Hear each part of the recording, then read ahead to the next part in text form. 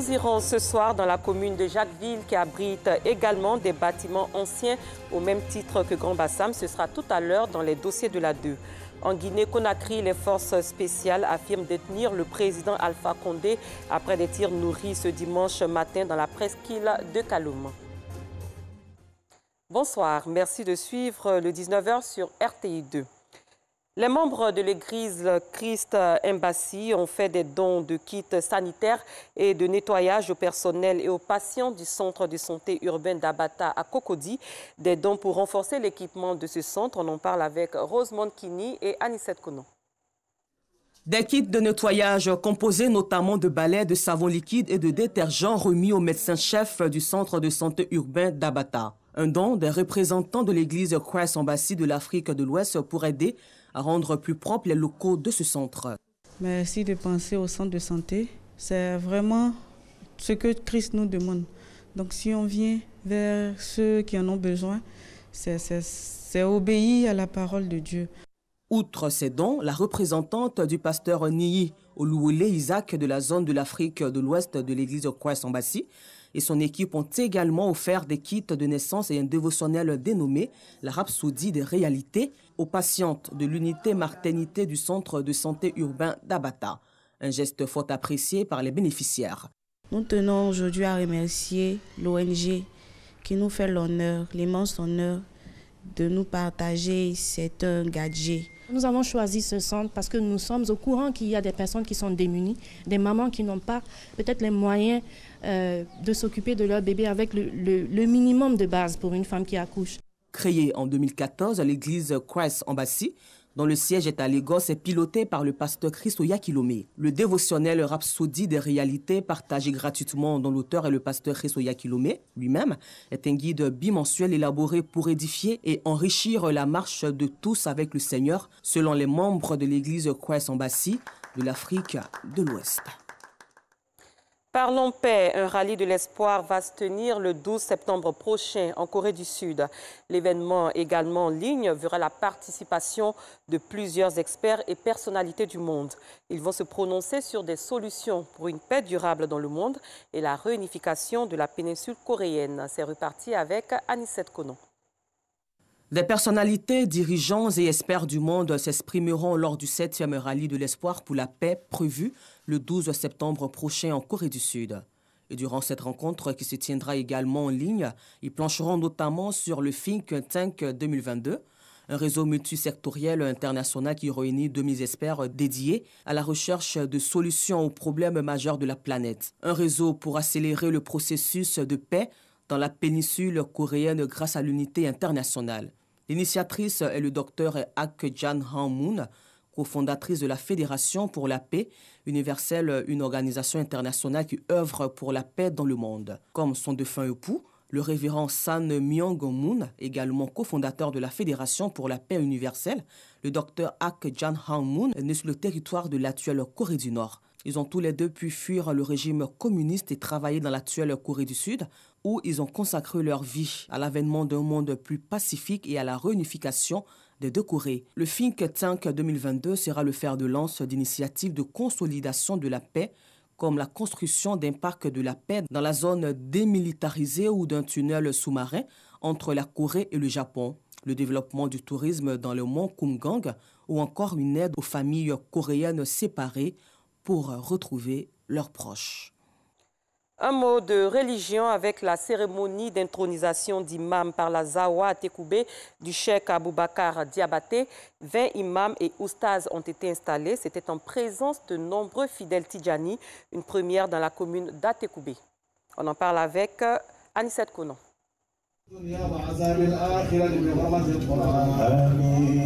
Une lecture du Coran, des conférences dites par Cheikh Saïd Tal et Cheikh Ndiaye et l'intronisation des Moukadam marquées par la remise du Coran et des attributs aux heures du jour constituent les grandes étapes de cette cérémonie conduite par le cheikh Aboubakar Diabaté et cheikh Moustapha Sonta, calife général de la Tidjaniya en Côte d'Ivoire. En présence de nombreuses personnalités, dont le ministre Paulin-Claude Danho, député maire de la commune d'Atekoubé, le cheikh Aboubakar Diabaté s'est adressé à ce sujet. rappelant quelques points saillants de leur mission qui est l'encadrement des fidèles pour en faire des pratiquants pieux comme le veut l'islam. Au nombre de 20, dont 16 imams, ces guides de la Zawiya, à Tekoubé du cheikh Abakar Diabaté baptisé Promotion El Hadj Cheikh Ibrahim Sonta, sont également invités à être cléments et solidaires envers les adeptes. Le don du ministre Paulin Claude d'en haut d'un montant d'1 million de francs CFA à la communauté Zakad et la prière du Zour ont clôturé cette première cérémonie d'intronisation de Moukadam de la Zawiya à Tekoubé du cheikh Abakar Diabaté. La nouvelle Miss Côte d'Ivoire est connue depuis hier. Olivia Yassé, qui avait remporté la présélection dans la région du Bélier, est la nouvelle reine de beauté ivoirienne. Elle succède à Marilyn Kouadio, Rosemonde Kini, Anissette Kono. À ces instants précis, 12 candidates quittent la course pour laisser la place à 12 autres. 1,80 m, âgée de 23 ans, Olivia Yassé est la nouvelle reine de beauté ivoirienne. La gazelle représentante de la région du Bélier dans le district des Lacs, au centre du pays, a supplanté les 24 autres prétendantes. Notre rôle est de mettre des ambassadrices culturelles à la disposition de ceux qui peuvent les en servir pour véhiculer des messages ou bien pour mener des actions, des promotions et tout ça. Donc nous allons donner vie à ce partenariat-là en associant la Miss et ses dauphines aux actions positives sur le terrain de ces organisations-là. Durant son mandat, l'étudiante en 3e année marketing à l'université Windy Nera, en Philadelphie aux États-Unis, sera accompagnée par Fatima Mourad de la région du Bassa-Sandra, élue première dauphine, et Atie Kenza de la région du Béquet, désignée 2e dauphine. La Miss Côte d'Ivoire 2021 ambitionne de se pencher sur la dépigmentation, un fléau selon elle qui mine la société ivoirienne. Je pense que c'est très important et c'est un problème très commun en Afrique et on n'en parle pas souvent. Et j'aimerais sensibiliser sur ce sujet. Le concours Miss Côte d'Ivoire est organisé par le Comici et piloté par Victoria Pobi, investi en 1995. Le Comici est constitué d'un comité exécutif national de 12 comités régionaux réunis par une assemblée générale annuelle. L'élection Miss Côte d'Ivoire se tient régulièrement depuis 1996. À l'étranger, le médiateur de la CEDEAO pour le Mali, Goodluck Jonathan, est en visite à Bamako. Il restera dans la capitale malienne jusqu'au mardi 7 septembre, où il effectuera une série de rencontres destinées à évaluer le processus de transition politique en cours dans le pays et tentera d'obtenir le calendrier électoral. Tentative de coup d'État en Guinée, les forces spéciales affirment tenir la capitale Conakry. Elles revendiquent l'arrestation du président Alpha Condé. Un colonel de l'armée guinéenne, Mamadi Doumbouya, a même annoncé à la télévision nationale la dissolution de la Constitution. Tôt dans la matinée ce dimanche, des tirs nourris ont retenti dans la presqu'île de Kaloum aux abords du palais présidentiel. Plus de 123 000 électeurs de Sao Tomé étaient appelés aux urnes ce dimanche 5 septembre pour choisir le prochain chef de l'État du pays. Sont en lice pour le second tour de la présidentielle Carlos Villanova, soutenu par l'ADI, l'opposition, et Guilherme Posser da Costa, candidat du MLSTP-PSD au pouvoir. Ce second tour, initialement prévu début août, se tient finalement après plusieurs incidents qui ont retardé le scrutin et plongé le pays dans une crise politique. Et le championnat d'Afrique masculin du basketball s'est soldé ce dimanche au Rwanda à Kigali par la défaite de la Côte d'Ivoire face à la Tunisie. Score final 75-78. Le Sénégal occupe la 3e place après avoir battu le Cap-Vert sur un score de 86-73. À présent, les dossiers de la 2.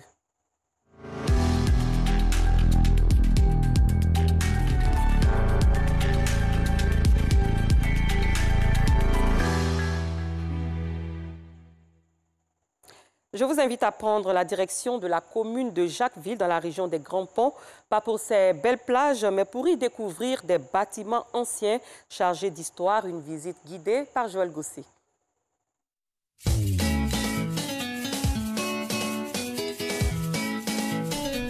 Reconnue comme étant une destination balnéaire de plus en plus prisée du fait de ses magnifiques plages et son calme presque envoûtant, Jacquesville, à l'instar de quelques cités du littoral, détient des secrets de plusieurs siècles. Secrets que gardent jalousement des bâtisses. 5 au total, du côté de la mer, datant de la période coloniale. tout ce que vous allez voir tout au long. Que nous allons voir ont été créés des mains des fils de ce village. Moi, je les appelle maisons ancestrales. Ces bâtiments, pour certains décoiffés et totalement en ruine, affichent grise mine. Des murs marqués par les vents et pluies d'une autre époque laissent à ses visiteurs un sentiment de quasi-rejet.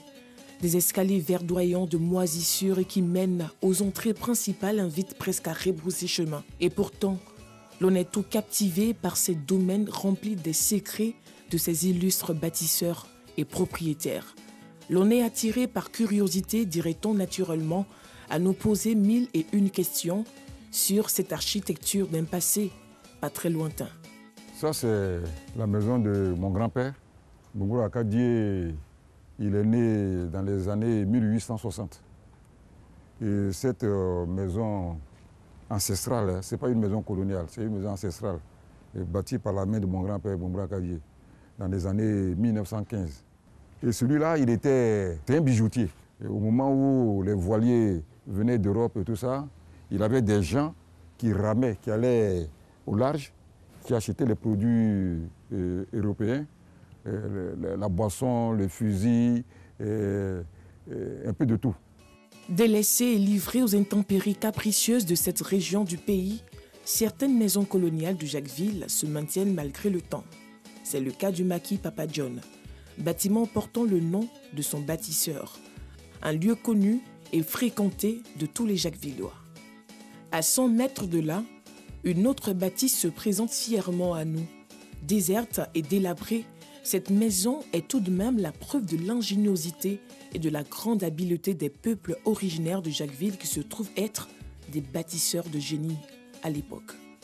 Ces habitations de type R+1 ont été construites à partir de pierre, d'argile, mais surtout sans fer. Ça a été extrait à Dabou. Les gens allaient en pirogue et ils prenaient ça, ils venaient et ils construisaient. Voilà, ça, et or ici, à ce moment-là, ils faisaient la terre cuite. S'il y avait encore le fer à béton là-dedans, depuis c'était déjà explosé. Et puis c'était du bon bois. Ils n'avaient pas le produit pour traiter le bois. Le bois était naturel. Moi j'en ai utilisé un peu. J'ai fait raboter par un menuisier et j'ai pris pour faire une fenêtre de ma maison. Avec une voix fière, le chef de la famille du clan Bombro nous explique les passages d'éminentes personnalités de la vie politique ivoirienne. Parmi elles, le président Félix Houphouët-Boigny. Le président Houphouët a dormi ici aux années 48. Il a été reçu ici. Après le congrès du RDA au Mali, là, quand ils se sont déportés à Abidjan, ils sont venus vers la plage. Ils sont venus avec Wozin Koulibaly et tout cela ici. Madame Wozin même est venue ici. Un autre bâtiment ancien attire notre attention. Contrairement aux deux premiers, celui-ci se trouve au cœur d'une cour familiale. Le bâtiment servait quand même un lieu où le chef Bogu Youssou Augustin recevait quand même les colons qui venaient, qui faisaient leur escale. Il logeait même d'autres dans ce bâtiment. Et comme il était aussi quelqu'un qui avait une vue du village, du littoral, il avait certaine amitié avec ses colons. Quoiqu'ayant les mêmes caractéristiques, ce bâtiment est plus proche de la destruction que les deux autres. En voyant ce bâtiment au milieu de l'habitation familiale, il y a beaucoup d'inquiétudes. Il était question de détruire la maison et pour rebâtir une autre maison à la place. La raison, c'était pour des problèmes de sécurité.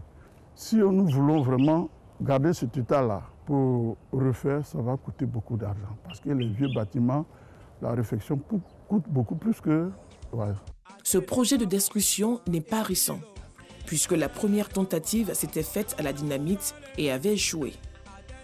Ailleurs, il est plutôt question de la rénovation et de la mise en valeur de ces biens séculaires. Cette bâtisse, nommée la Jacquesvilloise de forme rectangulaire, date du XVIIIe siècle. Elle est habitable encore aujourd'hui grâce à une rénovation dans les années 2000. Ça a servi de lieu de commerce.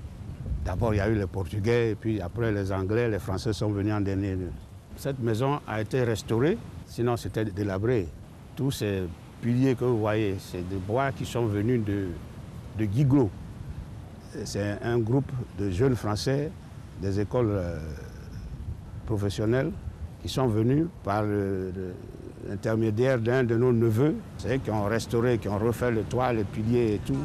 À quelques mètres de la Jacquevilloise, un autre bâtiment du clan des Bonny se trouve dans un état de délabrement avancé. Avant, on avait la famille ici.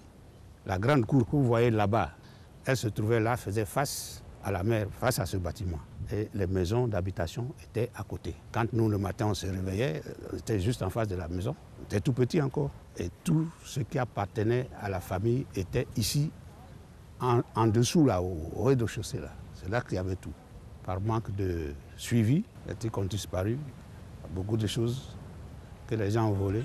Certains chefs de famille ont eu la chance de vivre leur enfance dans ces bâtisses. Nous, on jouait, on venait à côté, on essayait d'ouvrir, mais on n'arrivait pas. Voilà, ne connaissant pas la valeur aussi. Même si d'autres n'ont pas eu cette possibilité, tous ont le même objectif. Rénover et sauver ces bâtisses qui font partie de l'histoire de la cité des Cocos. J'avais sollicité l'UNESCO dans le temps, qui viennent voir s'ils pouvaient renouveler ça et puis mettre dans le patrimoine de l'État. Il faudrait qu'on trouve les moyens, des organisations, des ONG qui nous fassent des propositions pour qu'ils nous aident. Bon, c'est tout ça là qui nous amène quand même à voir que, bon, autant balayer puis voir ce qu'on peut faire. Le génie des bâtisseurs de ces habitations font la fierté de leurs descendants, lesquels ont enterré et fait demeurer à jamais leurs pères au sein de leurs propriétés qui sont sans doute aucun à l'origine de la civilisation et de l'histoire de Jacqueville.